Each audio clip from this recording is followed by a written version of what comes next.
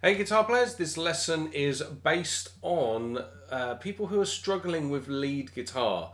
Here is a question I've had from a prospective student, and it goes a little something like this. My lead guitar work is pretty shoddy. So this is an email that I've received. This is my lead guitar work is pretty shoddy.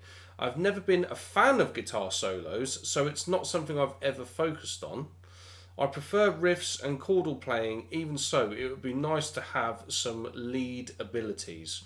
So, this is like basically I put out emails to my list every now and then. What would you like me to help you with on the YouTube channel and what have you? This is also, people in the cutting edge guitar community. I'll drop a message that says, what can I help you with? And this is one of the things that's come in.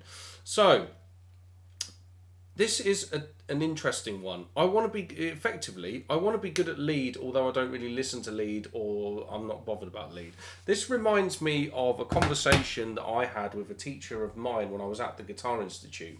A teacher called Dario, very, very, very good guitar player and a cool dude. I said to him one time, I was like, I'm really struggling with this jazz stuff. Like, I'm not really getting jazz. And he said to me, how much jazz do you listen to? And I was like, oh, well, I don't really. And he was like, so, okay, why do you expect that all the stuff you're doing on the course will just happen for you then?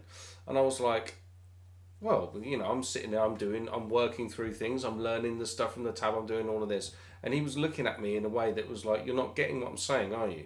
It's like, how did you get good at rock guitar? It's like, well, before I even picked up a guitar, I knew what I was supposed to be doing because I listened to loads of rock guitar, and the penny dropped. I was like, oh shit, the reason why I suck at jazz is because I don't listen to it.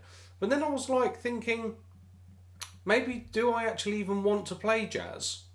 And the answer to that, if I'm brutally honest, is I don't want to play traditional jazz. Honestly, no. The idea of having a great big jazz box and playing like clean stuff and all of them sorts of things, it's not really my bag.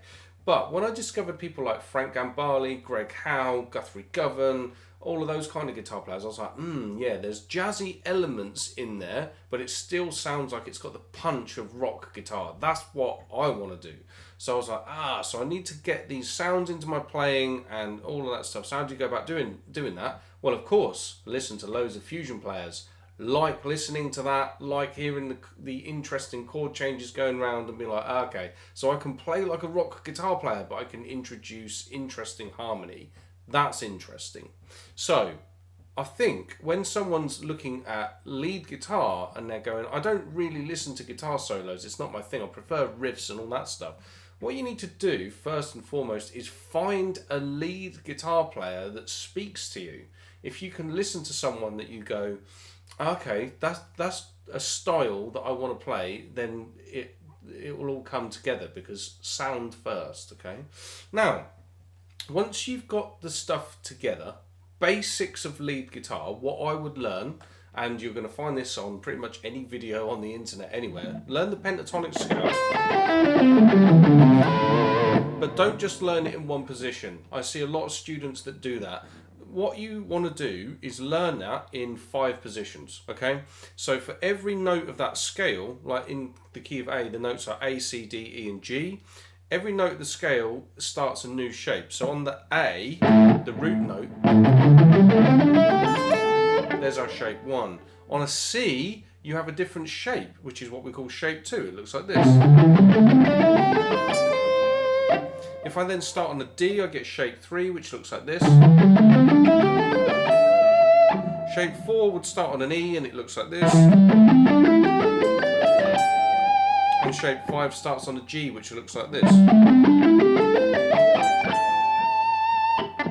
Once you know that, start just playing it in different keys, which is up and down the neck, obviously. And once you do that, learn some techniques inside it, and then start building vocabulary, rock vocabulary, blues vocabulary, depending on what you want to do. But I would assume that this is a question about rock lead guitar.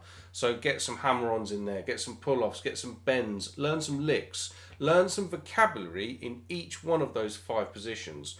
Once you've learned vocabulary in each one of the 5 positions, then you've got the fundamentals of lead guitar, and from there it goes off into a massive, like, wide array of things. But that's the starting point, I think, if you feel like your lead playing is shoddy.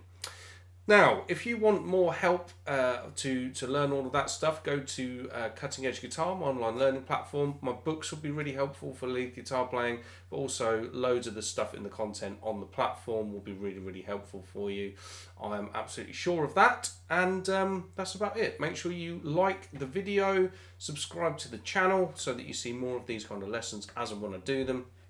And I'll look forward to seeing you another time soon. Take care.